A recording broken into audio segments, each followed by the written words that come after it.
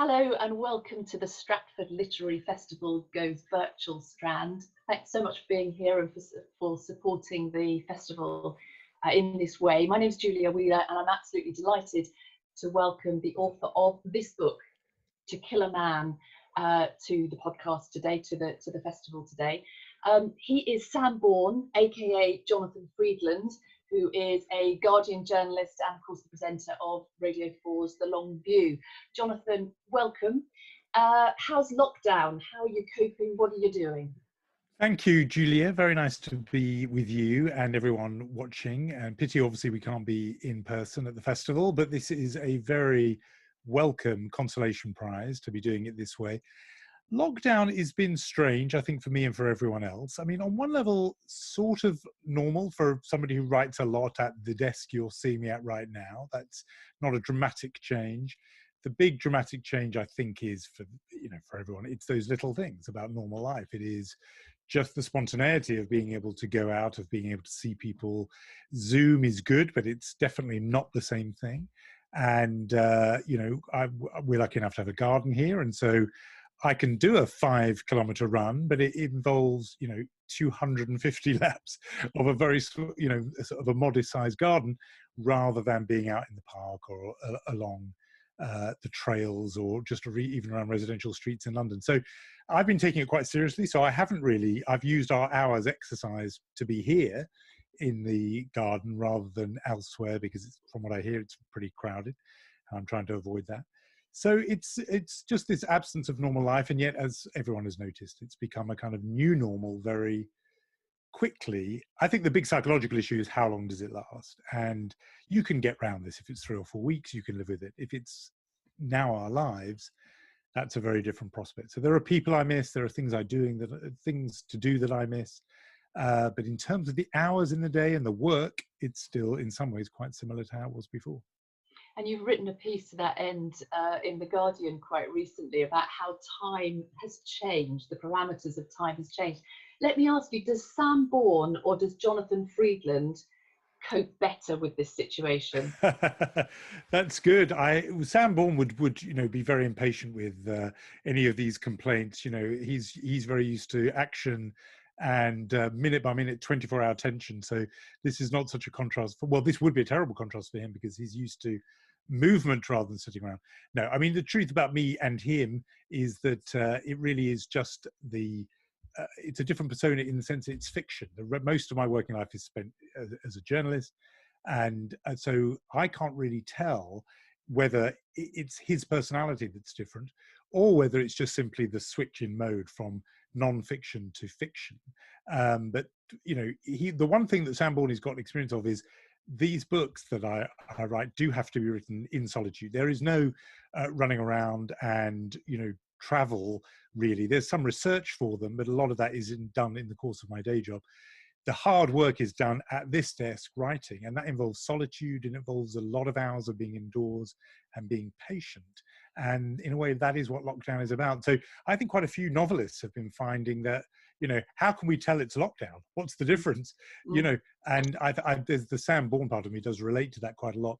The Jonathan Freedland bit less so because as a journalist, I'm very used to seeing people and speaking to them. And Bernadine Evaristo was saying exactly that, actually, that she's quite enjoying it, but feels a little bit guilty because of that. Let me just talk to you a little bit about that pseudonym before we jump into To Kill a Man. How did you come up with the name? And do you dress differently when you're being Sam Bourne, or are you? It really is just what's on the cover of the book. Well, the name is a funny story, which was that the very first Sam Bourne novel was called The Righteous Men, and it was about a mystical fiction that had sort of religious mysticism in there, and it was about really the end of the world and 24 hours to save the world. And my agent liked the idea, and he said, but look, if you're going to do this, it can't possibly be under the name Jonathan Freedland. And I said, why not? And he said, well, that just sounds like a pointy-headed writer for a pointy-headed newspaper. That isn't the name on a big bestseller thriller. And so, I thought then for one book only, we'll try it. And he insisted it be a pseudonym. We came back with the name because I'd written a non-fiction book, a memoir actually, about members of my own family, which was called Jacob's Gift, with the Jacob being my then newborn son. By the time the book was written, he had a younger brother called Sam. And everyone said when Sam was born, look, he's going to be really jealous growing up. He doesn't have his name on a book. So once a pseudonym was in the air, it obviously had to be Sam. And the story, which sounds like I've made it up, but is true, is my agent was on his way to a meeting. We still hadn't come up with a last name. And he went past a poster for what was then the big hit movie, The Bourne Identity, and said, we'll call it Sam Bourne for now. And the publishers liked it, and the book did quite well, so it stuck. And that's how we got that name. But in terms of how I dress, I am very old school. My father, who only died a couple of years ago, was a journalist till his last day.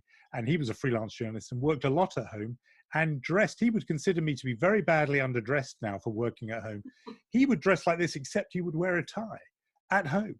And he really did do that. It was something that had been drilled into him as a young reporter, that you have to dress, he was told as a journalist, to be ready at a moment's notice to interview either the Archbishop of Canterbury or a coal miner. That's what he was told. And he retained that ethos throughout his life, really, which was he would wear a sort of jacket and a shirt and tie so that he could dress down or up, depending what was required. But he would do it because he knew that writing and working at home required self-discipline, and you needed to feel as if you were going to do a day's work. And so he would properly get dressed and, you know, head to his writing room with a tie on. And I've learnt a little bit of that. If I've got a big day Sam Bourne writing ahead, I get into the zone a bit by wearing at least a shirt with a collar.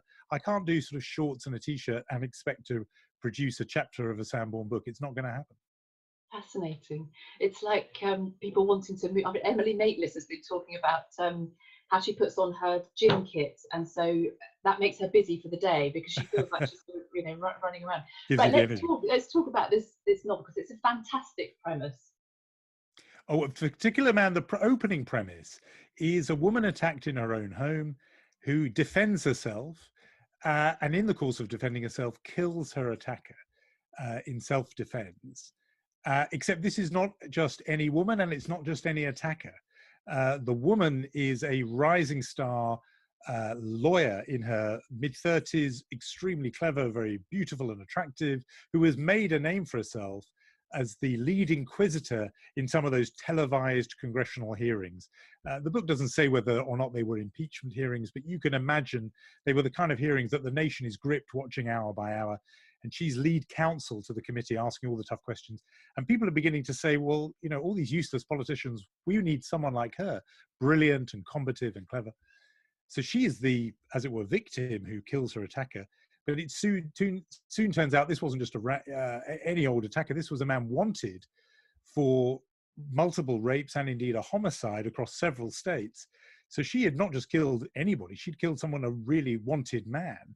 And at first, of course, she is hailed as a tremendous have-a-go heroine, you know, a kind of vigilante heroine from left and right, which, by the way, is what I think would happen in that situation, that the right like her because she's defended herself in her own home, a bit like that case, do you remember the farmer, Tony Martin in Norfolk, who shot an intruder? And a lot on the right praised him for taking the law into his own hands. But I also thought the left and feminists would rally to her, a woman who responded to male violence by saying, I'm not going to take it anymore, and hitting back. So she is not only this exciting rising star in the political circle, she's now this national figure who has admired across the spectrum for taking the law, as it were, into her own hands. But then, of course, some contradictions start appearing in her story, and she needs to call in specialist help to get her out of what is increasingly a hole. And that's where our heroine in the story, or Maggie Costello, appears. She's very much a Me Too generation heroine, and I think that the publishing world is perhaps looking for that at the moment. I wonder whether that was something you were conscious of when you were writing it, but also how is that for you to be in that space as a white male and a privileged white male? Yeah, no, well, let's go with the first bit first. How conscious of it was I? The story of a woman being attacked in her own home and killing somebody who then turned out to be a wanted rapist. That was a tiny news item in an American newspaper probably nearly 10 years ago, which actually, it was credit where it's due. My agent saw it and said, that would be an amazing story. And I filed it away. And somehow I had a go at it actually 4 or 5 years ago, and it just didn't quite gel. There was something about it sort of missing. And it does show you these things have their sort of moments. Somehow, when Me Too came along, I, as it were, metaphorically picked it back up off the shelf and thought there is something in that. The ambivalence I thought a powerful woman would stir about, not being a victim, actually, about hitting back, that there would be so many double standards and hypocrisies, I thought, taken, that would be, and that's what plays out over the story. In terms of me doing it, I was very aware of that and mindful of the risks of that.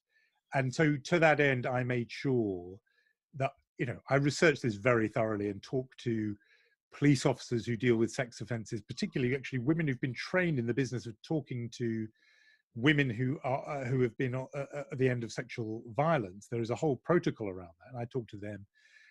Obviously I read a huge amount about it. There are various episodes, not of sexual violence, but of sexual harassment and worse in the story, and I made sure those were all.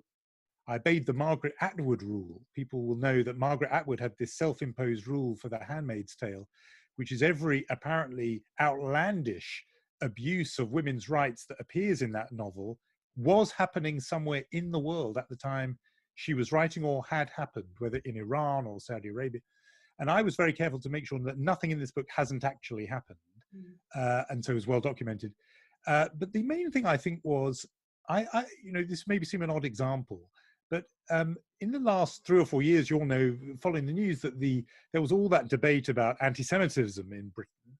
And as somebody Jewish, the one thing I was desperate for with colleagues and others was for somebody who wasn't Jewish to write about it, to show that they also were concerned.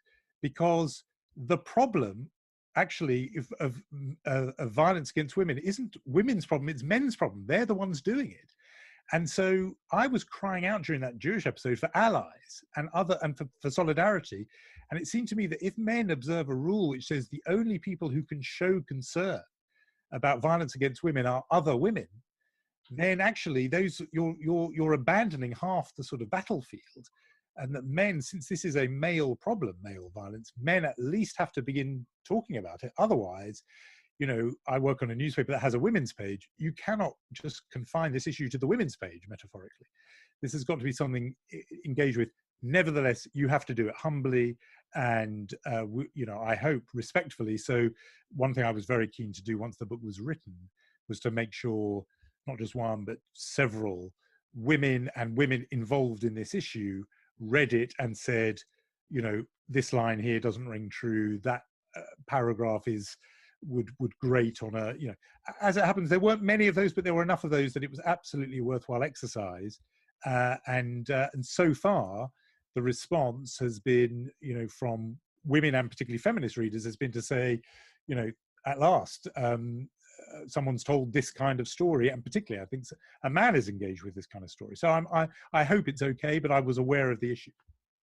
No, I think you've done it wonderfully, and you've done it justice. I mean, one of the things that really jumps out as you dive into that he said, she said debate are some of the stats that come out as well, and the statistics as you're reading it in the novel. You think, oh, crikey, I mean, that's horrendous. But then you say very clearly in the acknowledgements, a bit like the Atwood rule, that these stats to do with rape convictions are absolutely accurate and horrendous. Yes, I mean, they are vanishingly low. And if anything, actually, at one point, as part of that process I was talking about, that sort of fact-checking process, once a novel was written, I realized I got the number wrong, and it was even lower, because what I had done was taken a sort of global figure, and actually Natasha's in the United States, where it is 0.7%. It is less than 1% of documented rapes end in a conviction, and the figure for arrests is a tiny bit higher, but not much. And Natasha, the character, the rising star lawyer, says at one point that 99 out of 100, in fact it's even it's 99 point something percentage, 99 out of every 100 rapes, the rapist gets away with it. So she says, in effect, society has decriminalized rape. It said it's no longer an offense. Because if in effect, most people all the time routinely get away with it, and that the offenders, men, could know they'll get away with it, society has sort of shrugged its shoulders and said this is no longer a crime. So that's part of the story that she says that. I mean, it's definitely, I hope, a thriller rather than a kind of manifesto, but it's absolutely right that when that issue, and it does become an issue in the story, when it's there, you are walking on solid ground factually. And that's, it's partly it is the Margaret Atwood rule, but partly my own sort of journalistic training means I've known with thriller readers, they will accept wild flights of fancy, but if you get the facts wrong, the book sort of falls away into their hand. They don't like it. And so I'm as vigilant about anything factual in the book as anything I write journalistically. I make sure that it's checked and checked again and triple checked. And so some of the most shocking things to read in the book are grounded in the real world. Smuggling that truth in. So you obviously have a background in journalism and political journalism. You were the Guardian's Washington correspondent, I believe, for 4 years. So you've got that side of the backdrop, if you like, for this book. And it is, although you don't mention Trump, we talk about the incumbent, and certainly I read it as it's around now. But what about the crime side of research? Who do you go to understand the legal side and the procedure and so on? So these are thrillers rather than crime novels, but you're right, there is a whole side of that. So, and again, you're right that I have to turn to people. So there are 2 or 3 former police officers who are kind enough to talk to me about this stuff. There is a guy who I always acknowledge in the book, who's from a military background, and I've never asked him to fully spell out what exactly it was he did in the military, but he is the guy who I call to say, if you were a villain and you wanted to get rid of somebody without anybody noticing, and these were the constraints, how would you do it? And with alarming speed, he is able to think of some brutal way that a character might be dispatched. So, the use of force, the use of violence in there again is I make sure it works. And in the first of this, there's this book, To Kill a Man, is one of 3 that have had these sorts of title. There was To Kill the President, To Kill the Truth, and now To Kill a Man. All 3 are sort of set in the current era we're in. And with the book To Kill a President, it did tell the story of a political assassination. And there you have to get into a whole territory which to me is very alien, about guns and rifles and sights and calibers. And again, thriller readers really demand that stuff be accurate. And if you are trying to do a sort of Day of the Jackal type story, you've got to make sure that all that stuff stacks up. So the one good thing about a journalistic training is what you yourself don't know, and who will know, and you have developed a good instinct for, I know a man or woman who does, and that's what that's what I'm equipped to do. The Washington stuff, and particularly this character of Maggie Costello, who's been with me now for 5 books actually. She is somebody who I feel I know because I lived in Washington for those 4 years. They were very formative years in my life, in my late 20s and early 30s, where in a way I was not distracted by family life and children. I was really noticing things all the time. And that sort of person, she's born in Dublin. She lived in Ireland till, right till her adulthood, but is now a sort of expat in Washington. I just know people like that. And so for those details and the kind of brush off and how people talk to each other in Washington with one eye over their shoulder, just in case someone more important is coming, down the line to talk to you at a party or whatever, I don't have to check that stuff. That is describing a world that I inhabited, as you say, for 4 years, and I know. And so it's really filling in those other, I think you said it right, those sort of procedural details that I go for external help. Those are the people that you call wasps, or are known as wasps. Is that the case? In the book, we've got the wasps are the sort of East Coast elite that Natasha Winthrop is absolutely born into. I mean, that's actually a world I didn't know up close and personal, but it's there. People forget, because Britain is so much more obviously a class society, that America does have that too. It's not nearly as front and center, but there is a kind of American aristocracy, those people who can trace their families back to the Mayflower, who have this very sort of Brahmin Boston East Coast elite accent. And Natasha Winthrop is from that world, and so that's one of the things that intrigues Maggie Costello, because she just thinks could it be possible that a woman as posh as this really manages to fly in politically in a country that's populist and it's all about seeming authentic and of the people? And she discovers something I think is true in politics, which is that if you are sort of true to yourself and you seem like just comfortable in your own skin, then people will respond to you and they don't mind that. It's people who they think are somehow putting it on that come a cropper. And that's one of the sort of observations that runs through the book. Mm. You said earlier that this is the space in which you write. I wonder, I mean, some of the scenes of this book are quite harrowing. And I wonder how that is writing them at home, perhaps with family around and about in the house, and how you deal with that, how you offload some of that, because you know, getting into it is, I should think it takes a psychological toll at times. Yes, I think you're right. And the odd thing with me in the process is that the place where, or the period of it that I find that takes a toll is actually the research for it, is reading the material and speaking to people who've had that experience. That was harrowing and is harrowing. So you talk to people who've been through domestic violence and sexual violence, it is exactly as you say, harrowing. I find oddly, and it's something I'm realizing more as I sort of go on, the act of writing is itself the kind of therapeutic, cathartic process, even if you're describing really horrendous things. And so I have more and more found that that's the way I sort of process things. So going back to your very first question about lockdown, I think as somebody who's, you know, who writes about what's going on and has been writing about lockdown, I think I've had an outlet that other people have not had, that I am sort of, my job is to process it and once or twice a week to be writing a commentary about what it's done to time or what it's done to making us realize what matters and what doesn't matter. I find that's my own personal way of sorting how I'm feeling about things. It's a very therapeutic process, and it was with some of the harrowing stuff in this book.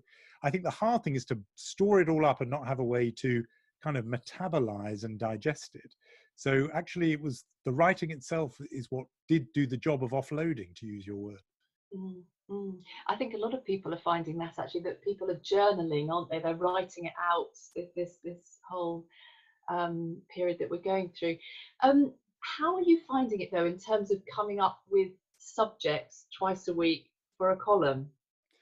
Yeah, I think that is a challenge because the people, there's going to be a limit on how much people can read about the phenomenon of lockdown itself, and you're holding government to account, but with you know, only one thing is happening, and I think in the sense of coronavirus, that, and so that is difficult. People desperately do need, though. I mean, we're at the Guardian, we're seeing the numbers of people reading the stuff are so high that there is obviously people feel a need to have this processed.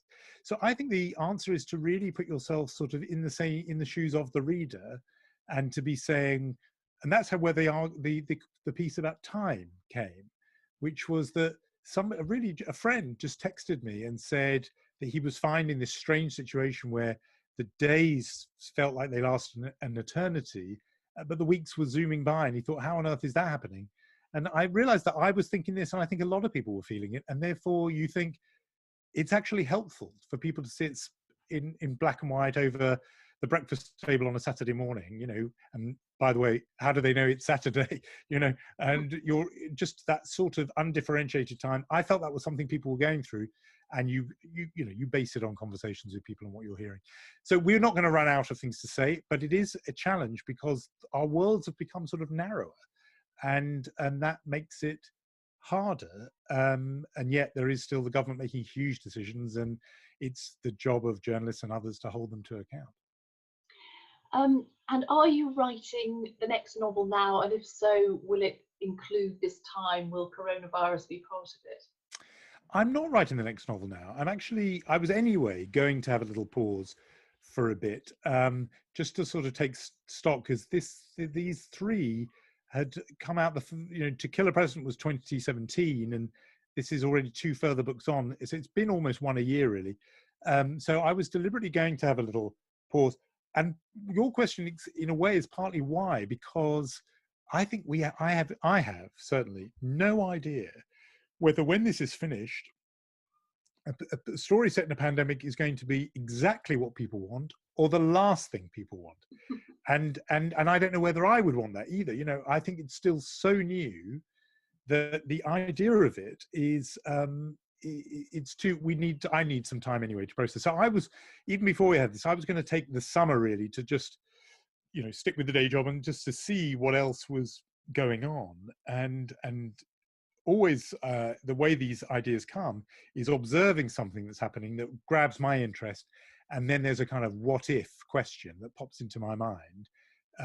You know, in the case of when we had the election in 2016 and this very unusual kind of president was elected, immediately I began thinking, what if you were somebody who worked for him and you concluded that he was a menace to the world's safety? What would you then do? And that's how the idea of To Kill the President came about. By the way, a thought that I had again very recently watching those doctors, you know, putting their head in their hands as President Trump said, you know, everyone should go out and drink bleach.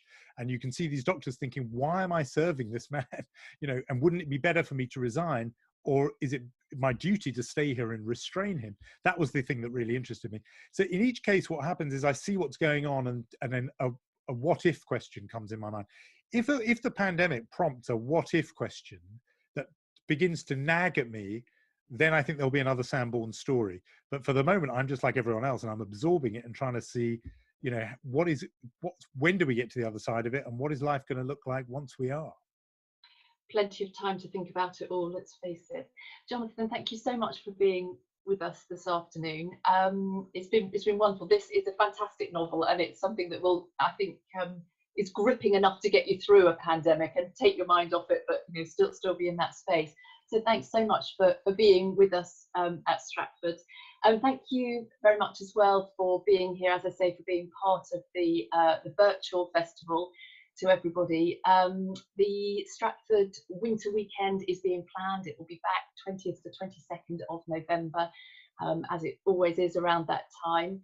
And in the meantime, do please keep coming back to the website, because there are plenty more conversations to be had at the virtual festival. So thanks again, Jonathan, and thank you to everybody else. Thank you.